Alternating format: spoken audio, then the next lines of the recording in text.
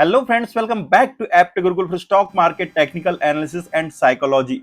Recently हमने एक series start की है चार्ट ट्रेडिंग टेक्निक के ऊपर, जिसमें 2 वीडियो ऑलरेडी हमने अपलोड कर चुके हैं और ये उस सीरीज का थर्ड वीडियो है जो कि काफी लंबे समय के बाद आ रहा है, क्योंकि मैं अपने कुछ पर्सनल वर्क से बाहर था। इस कारण ये तीसरा वीडियो काफी लेट हो गया है। और इस वीडियो में हम डिस्कस करने वाले हैं कैंडल की एनाटॉमी, कैंडल के component, open, close, low and high. देखिए, बिगिनर लेवल का वीडियो, बहुत ही बेसिक वीडियो है। आप में से बहुत सारे लोग कैंडल के बारे में ऑलरेडी जानते हैं, लेकिन फिर भी आप ये वीडियो जरूर देखिएगा, क्योंकि इसमें आपको कुछ नया एक्सपीरियंस मिलने वाला है। आपका व्यू क्लियर होगा और इसके बाद आपको चार्ट को देखने का नजरिया जरूर चेंज होगा, क्योंकि आपको मालूम है हमारे वीडियो का तरीका क्या होता है। तो चलिए स्टार्ट करते हैं। आप जो सामने इमेज देख रहे हैं, दो, एक ग्रीन और रेड, ये है कैंडल्स, जो कि जनरली अगर आपने चार्ट्स देखे हैं किसी स्टॉक के, किसी इंडेक्स के, तो इस तरीके के स्ट्रक्चर आपको दिखाई देते होंगे, जिनसे मिलकर पूरा चार्ट बना हुआ होता है। कैंडल स्टिक चार्ट बना हुआ होता है। बहुत सारे प्रकार के चार्ट होते हैं, अलग अलग टाइप के चार्ट्स को हमने ऑलरेडी डिस्क्राइब किया हुआ अपने वीडियो के माध्यम से। अगर आपको के बारे में जानना है तो आप डिस्क्रिप्शन में जाके लिंक से उस वीडियो को देख सकते हैं, किस प्रकार के चार्ट होते हैं और क्यों हम कैंडलस्टिक चार्ट को प्रेफर कर रहे हैं। क्योंकि बहुत बड़ी community, almost 99% technical analyst candlestick chart के माध्यम से अपना एनालिसिस करते हैं। हम भी वही सीखने वाले हैं। तो चलिए, चार्ट का एक यूनिट, जैसे कि घर बनाने के लिए ईंट एक यूनिट होता है, ईंट से मिलकर पूरा घर बन जाता है, वैसे ही चार्ट का एक यूनिट होता है कैंडल्स। कैंडल से मिलकर पूरा चार्ट बनता है। तो चार्ट्स को सीखने के लिए या कैंडलस्टिक चार्ट को सीखने के लिए या टेक्निकल एनालिसिस सीखने के लिए हम इसके बेसिक पॉइंट, जो कि एक कैंडल है, उसके बारे में जानेंगे कि क्या होता है, कैसे बनता है, ताकि जब हम चार्ट को रीड करें तो आपको इसके पीछे की पूरी साइकोलॉजी क्लियरली समझ में आए। तो जैसा कि आप देख रहे हैं आपके सामने ये जो दो कैंडल हैं, तो दो अलग अलग कलर का मतलब ये है कि एक कैंडल ग्रीन जो है वो पॉजिटिव कैंडल की तरह आपको प्रदर्शित होता है और दूसरा रेड जो है वो नेगेटिव कैंडल है। पॉजिटिव और नेगेटिव का मतलब ये है कि पॉजिटिव कैंडल जो है इसका मूवमेंट अप साइड में रहा है, कम प्राइस में ओपन हुआ, ज़्यादा पे जाके बंद हुआ। और नेगेटिव का मतलब ये है कि कोई भी इंस्ट्रूमेंट या कोई भी स्टॉक जब मार्केट ओपन हुआ तो वो जब आया तो उसका प्राइस ज़्यादा था, लेकिन जैसे जैसे समय बीतता गया, क्लोजिंग जब उस स्टॉक की हुई, उस इंस्ट्रूमेंट की हुई, तो वो कम दाम में क्लोज हुआ, मतलब भाव उसकी गिर गया, इसलिए वो नेगेटिव है। तो चार्ट में केवल कलर के माध्यम से आप कैंडल को देखकर पहचान सकते हैं कि पर्टिकुलर टाइम फ्रेम में प्राइस एक्शन कैसा रहा है, पॉजिटिव या नेगेटिव। इसलिए इन्हें अलग अलग कलर के माध्यम से प्रदर्शित किया जाता है।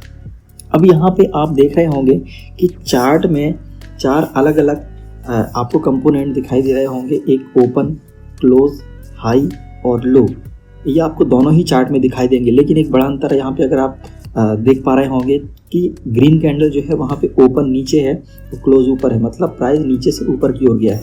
और अगर वहीं हम रेड कैंडल की बात करें तो वहाँ ओपन ऊपर है, क्लोज नीचे है, मतलब प्राइस ऊपर से नीचे की ओर आया, मतलब नेगेटिव हुआ, और ग्रीन कैंडल में पॉजिटिव हुआ।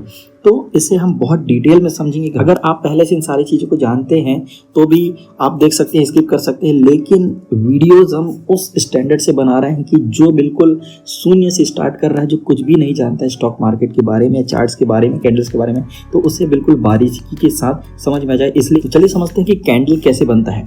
और हमारी कोशिश रहेगी कि हम हर चीज़ों को अपने रियल लाइफ के प्रैक्टिकल थॉट से समझें, ताकि आपको बिल्कुल क्लियर चीज़ें समझ में आए। अब इस कैंडलस्टिक्स के फॉर्म होने के तरीके या क्या होते हैं, कैसे बनते हैं, जानने के लिए हम अपने रियल लाइफ के प्रैक्टिकल एग्जांपल को लेते हैं। मान लेते हैं आप चावल, मतलब राइस खरीदने के लिए अनाज की मंडी में जाते हैं, और मंडी का जो टाइमिंग है वो सुबह 10 बजे से शाम को 5 बजे तक का है। आप सुबह 10 बजे मार्केट में पहुंच जाते हैं और यहाँ पे भाव का एनालिसिस करते हैं, क्योंकि आपको राइस खरीदना है तो इसके पहले सर्वे करने के उद्देश्य से आप मार्केट में आए हैं। जब आप मार्केट में एंटर होते हैं तो आपको पहला रेट जो मिलता है चावल का, वो मिलता है 52 रुपीज़ का। बाद में जैसे जैसे समय आगे बढ़ता है, आप अलग अलग टाइम में भाव लेते हैं, तो आपको पता चलता है कि जैसे थोड़ी समय हुआ चावल का, वही रेट आपको मिलता है 58 रुपीज़ में। थोड़ी देर के बाद समझ में आता है कि ये भाव हो गया 62, और देर के बाद आप जब भाव लेते हो तो आपको पता चलता है रेट गिर गया, 48 हो गया है। बाद में आपको 45 के रेट से मिलता है। इसके बाद और भी आप एनालिसिस करते हैं तो आपको पता चलता है कि अब रेट हो गया 51 रुपये। बाद में अचानक से आप देखते हैं कि रेट हो गया है 72 रुपीज़। बाद में अलग अलग समय पे जब आप भाव लेते हैं तो यहाँ पे आपको 65 रुपये का भाव मिलता है। और फाइनली लास्ट में जब आप मार्केट क्लोज के वक्त आते हैं तो आपको पता चलता है कि 61 रुपीज़ का लास्ट प्राइस आपको मिला है। तो अलग अलग समय पर आपने देखा कि चावल के रेट जो है बदल रहे हैं। अब आप इस डाटा से या इन आंकड़ों से ये अनुमान लगा सकते हैं कि किस पर्टिकुलर टाइम फ्रेम पे, किस समय अवधि में, किस टाइम पर चावल के भाव कम होते हैं, ज़्यादा होते हैं, ताकि आप किसी को सजेस्ट कर सकें या आप खुद भी लेने जाएं तो आप ये अनुमान लगा सकें कि इस समय अवधि के दौरान चावल के भाव कम रहते हैं या ज़्यादा रहते हैं, जिससे आप एक क्लियर पिक्चर मार्केट का ले सकते हैं। दोस्तों, अगर एक ऑब्जेक्ट की बात करें या फिर एक अनाज की बात करें, राइस के संबंध में, तो हम आसानी से इन डेटा को मैनेज कर सकते हैं, लिख के रख सकते हैं। लेकिन अगर मान लीजिए कि आपको बहुत सारी चीज़ें खरीदना है, इसके साथ साथ आपको शुगर भी खरीदना है, बहुत सारी चीज़ें, जैसे दाल भी खरीदना है और भी चीज़ें खरीदनी है, तो बहुत सारी चीज़ों के लिए इतने सारे आंकड़े को लिख के रखना, मैनेज करना थोड़ा सा अनकंफर्टेबल हो जाएगा या मैनेजेबल नहीं रहेगा। तो बेहतर होगा कि इसे हम कुछ ऐसे फॉर्म में मैनेज कर लें जो देखते ही हमें समझ में आ जाए, पूरा क्लियर उसका व्यू हमें मिल जाए। तो यहीं पे हम कैंडलस्टिक के रूप में इन डाटा को सेट करने की कोशिश करेंगे, ताकि हमें समझ में आए कि कैंडलस्टिक फॉर्म कैसे होते हैं। हम एग्जाम्पल से उसे समझने की कोशिश कर रहे हैं। चलिए देखते हैं इन डाटा को हम कैंडलस्टिक फॉर्म में कैसे मैनेज कर सकते हैं। जब आप मार्केट में आए तो पहला प्राइस आपको जो मिला वो मिला 52 रुपीज़ का, इसे आप कह सकते हैं ओपन प्राइस। और मार्केट का लास्ट प्राइस जब मार्केट बंद हुआ तो आपको मिला 61 रुपीज़ का, तो इसे आप कह सकते हैं क्लोज प्राइस। और इस पूरे मार्केट में आपको जो सबसे हाईएस्ट वैल्यू मिली, जो आपको सबसे हाईएस्ट प्राइस ऑफर हुआ था, वो था 72 रुपीज़ का, तो इसे आप बोलेंगे हाई। और सबसे लोएस्ट वैल्यू जो थी मार्केट में चावल की, वो थी 48 रुपीज़ की, तो इसे आप बोल देंगे लो। अब हम क्या करेंगे, इन प्राइजेस को हम सीरियली असेंडिंग ऑर्डर में, मतलब छोटे से बढ़ते क्रम में जमाएंगे। तो सबसे कम प्राइस जो हमें ऑफर हुआ था वो था 45 रुपीज़ का, तो 45 हमने लिख दिया। उसके बाद नेक्स्ट जो हमें प्राइस ऑफर हुआ था वो था 48 रुपीज़ का। अगला प्राइस अगर हम देखें तो यहाँ पे 51 रुपीज़ का हमें ऑफ़र हुआ था। उसके बाद 52 रुपीज़।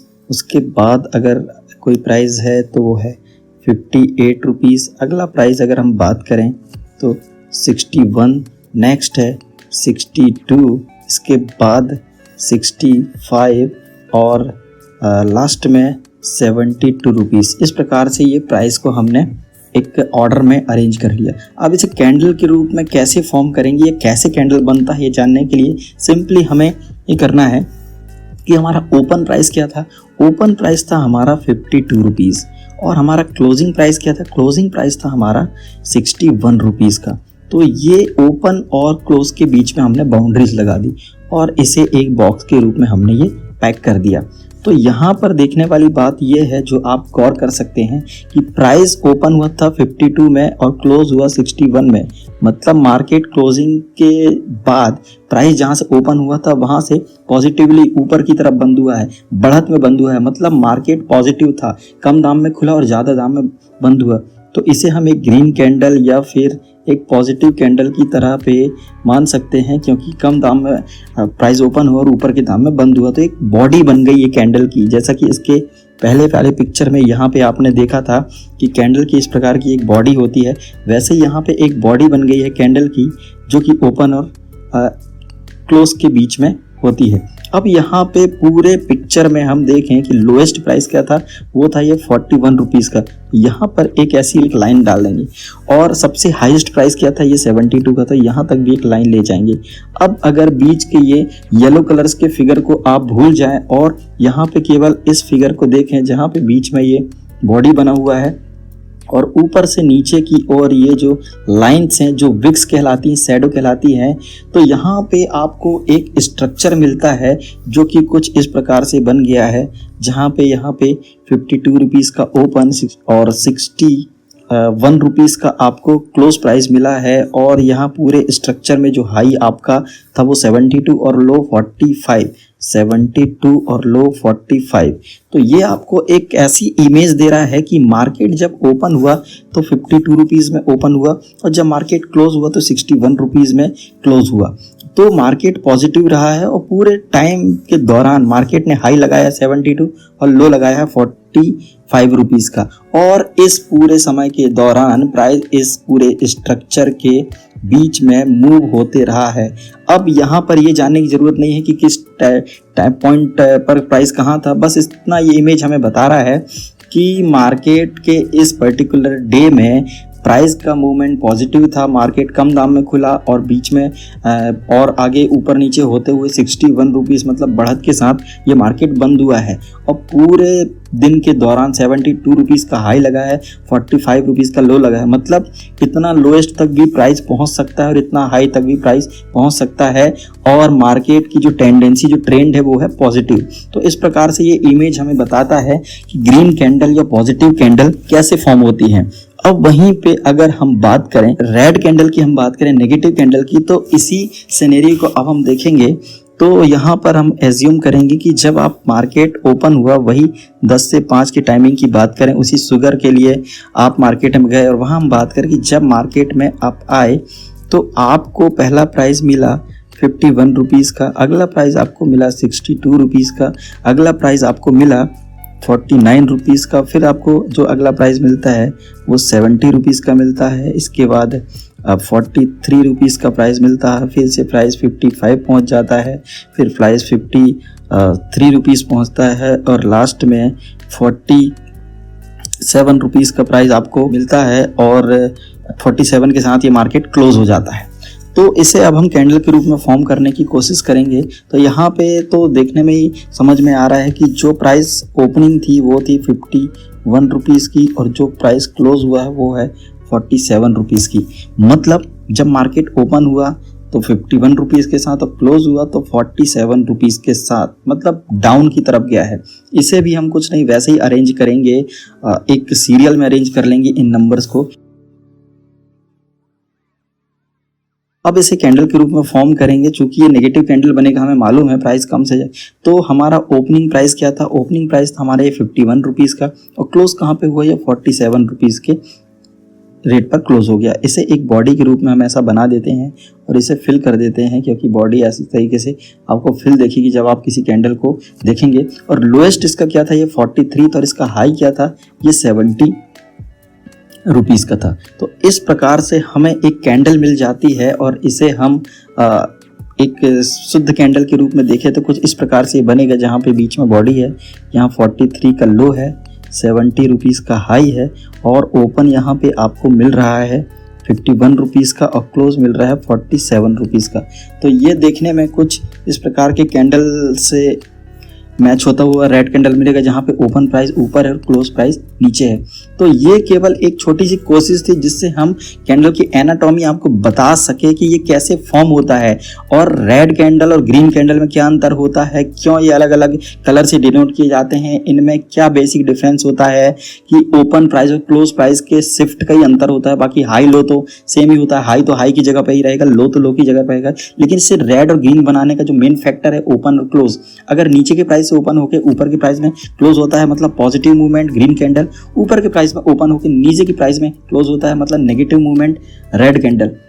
बस इतना ही था कैंडल्स की एक बहुत बेसिक नेचर, इसके एनाटॉमी को समझाने का की ज़रूरत इसलिए पड़ी क्योंकि जब आप चार्ट देखेंगे तो आप इसके अंदर की साइकोलॉजी को बहुत खूबसूरती के साथ समझ पाएंगे कि क्यों कैंडल बनते हैं, कैसे बनते हैं।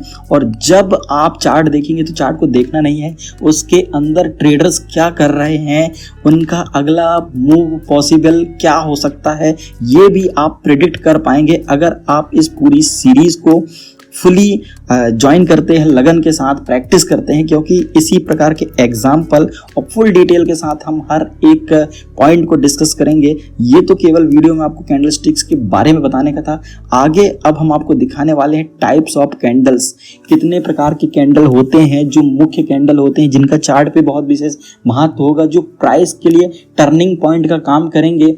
जैसा कि आप स्क्रीन पर देख पा रहे हैं, इस प्रकार के कुछ अलग अलग कैंडल्स होते हैं, हर किसी को अलग नाम से दिया गया है और इनकी एक अलग वैल्यू होती है, अलग महत्व होता है, इनकी अलग साइकोलॉजी होती है और ये कैसे प्रिडिक्शन में हमें हेल्प करते हैं, सब कुछ आप सीखेंगे नेक्स्ट वीडियो में। तो इसके लिए आप चैनल को सब्सक्राइब कर लीजिएगा, बेल नोटिफिकेशन को ऑन कर लीजिएगा। ऐसे ही कंटेंट रेगुलर आपको इस चैनल पर देखने को मिलते रहेंगे। वीडियो पसंद आएगा तो लाइक जरूर कीजिएगा, शेयर कीजिएगा अपने फ्रेंड्स के साथ।